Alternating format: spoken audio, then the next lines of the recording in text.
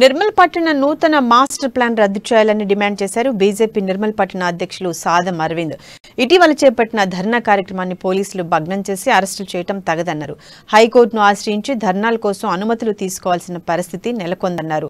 BRS పాలనలో ఒక నిరసన కార్యక్రమం తెలపడానికి కూడా అవకాశాలు లేకపోవడం విడ్డూరంగా ఉందని చెప్పారు. రాష్ట్ర మంత్రి ఇంద్రకరణ్ రెడ్డి కబ్జాలను ఎక్కడ బయటపడతాయోనని అరెస్టులు చేయించడం దారుణమని అరవింద్ మండిపడ్డారు.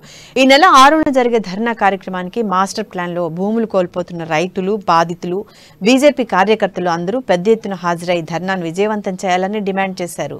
మోసపూరితంగా ఉండడమే కాకుండా అధికార పార్టీకి సంబంధించిన నాయకుల, అనుచరుల, బంధుగణాల యొక్క స్థలాలు, వారికున్న స్థలాలలో ఉన్న ఇండస్ట్రియల్ గ్రీన్ జోన్లను ఎత్తివేసి ఇక్కడ నిరుపేదలు మరియు నిరుపేద రైతాంగాలు, చిన్న చిన్న కమతారుల రైతాంగాల ప్లేసులను ఇండస్ట్రియల్ జోన్గా మరియు గ్రీన్ జోన్లుగా చేయడం అనేది భారతీయ జనతా పార్టీ ఖండిస్తుంది.